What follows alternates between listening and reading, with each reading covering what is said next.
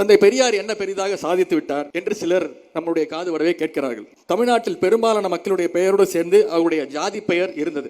கல்யாண சுந்தரம் முதலியார், வரதராஜலு நாயுடு, இப்படித்தான் அனைவருடைய பெயர்களுக்கு பின்னாடும் ஜாதி பெயர் இருந்தது.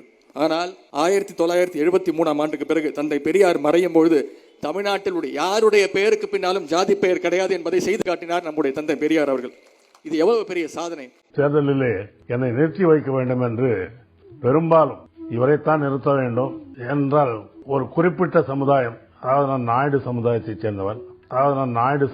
சேர்ந்தவன், எனவே இவரை நிறுத்தினால் நிச்சயமாக வெற்றி பெற்று விடுவார் என்று அண்ணா இடத்திலே பரிந்துரை செய்தார்கள். தன்னை பெரியார் நீ என்ன சாதி என்று கேட்டதாக அமைச்சர் துரைமுருகன் தெரிவித்துள்ளார். உன் பேர் என்னன்னு கேட்டாரு. என் பேரை சொன்னேன், துரைமுருகன். சரி, எந்த ஊருன்னு கேட்டாரு, ஊரை சொன்னேன். நீ என்ன ஜாதின்னு கேட்டாரு, ஜாதியை சொன்னேன். நீ பாறையமா தான் என்ன பன்னீர் என்ன பெருசா நினைச்சுக்காத, நீ அவ்வளவுதான். அதே மாதிரி உதயண்ணா அவர்களுக்கும் இந்த வெற்றியை வாங்கி தந்ததுக்கும் அவருக்கும் ஒரு நன்றியை தெரிவிச்சுக்கிறேன். என்னுடைய தாத்தா டிஎன் வடிவேல் கவுண்டர் அவர்கள் அவர்களுடைய ஆசீர்வாதம். நான் எங்க ஊர்ல பாத்தீங்கன்னா நான் தெலுங்குல தான் ஓட்டே கேட்பேன். நான் ஓட்டு கேட்கும்போது தெலுங்குலயே ஓட்டு கேட்பேன். அதுக்காக நான் வந்து ரெட்டியார் தெலுங்கு பேசுறேன், ரெட்டியார் வேற ஜாதியில பொண்ணு நான் பொண்ணு கொடுக்க முடியுமா, எடுக்க முடியுமா? அதுக்கு அடையாளம் என்ன? ரெட்டியார்.